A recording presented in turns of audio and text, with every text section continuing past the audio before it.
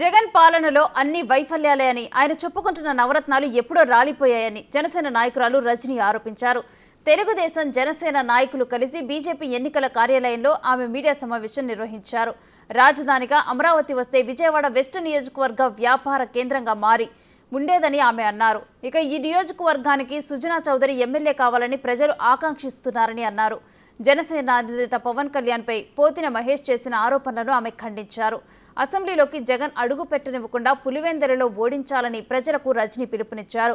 కూటమి అభ్యర్థులను గెలిపించాలని కోరారు. 100 యూనిట్లు ఇంటికి ఫ్రీగా కరెంట్లు అంటారు, లేకపోతే ఉచిత రుణాలు అంటారు. ముఖ్యంగా ఇస్లామిక్ ఇస్లామిక్ ఒక కార్పొరేషన్ పెడతానన్నారు, ఇస్లామిక్కి సపరేట్గా బ్యాంకింగ్ పెడతానన్నారు. వీటన్నిటికంటే మించి 5 లక్షలు ముస్లిం సోదరులకి రుణాలు ఇస్తానన్నారండి. ఉచిత వడ్డీ లేని రుణాలు ఎంతవరకు ఇచ్చారండి?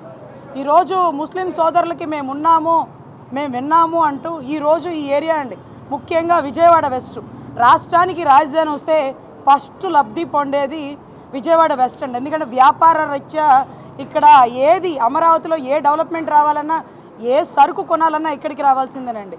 ఇక్కడ వ్యాపారాలన్నీ మొత్తం డౌన్ అయిపోయిందండి. నిన్నటి రోజు గోల్డ్ మెడల్ షాప్ ఓపెనింగ్కి మమ్మల్ని పిలిచారండి, బాలీవుడ్ స్టార్ని తీసుకొచ్చారండి. ఏంటండి అంటే ప్రభుత్వం మారిపోతుంది మేడం, ఇక బిజినెస్ డెవలప్ అయిపోతుందంటూ 4-5 బ్రాంచులు పెట్టేసుకున్నారండి. అంటే దాని అర్థం ఏంటంటే ప్రభుత్వం మారిపోతుందని ప్రజల్లో చైతన్యం వచ్చేసింది.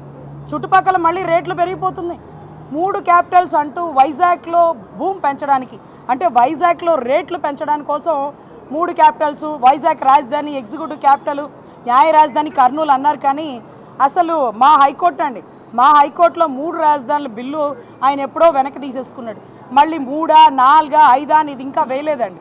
సో ఎవరిని మభ్యపెడుతున్నారంటే వైజాగ్లో రియల్ ఎస్టేట్ కోసం కబ్జాలు, దందాలు ఎన్ని జరుగుతున్నాయంటే మొన్న మధ్య ఎంఆర్ఓని చంపేశారు చూడండి. ఎంఆర్ఓని ఎందుకు చంపేశారండి? ఎందుకు సంతకాలు పెట్టాలి, ఎందుకు డాట్ లైన్లో? మొన్న మధ్య వైజాగ్లో ఎంపీని కూడా కిడ్నాప్ చేశారు కదండి. ఎందుకండి? ఆక్రమిత ల్యాండ్స్, కబ్జా ల్యాండ్స్.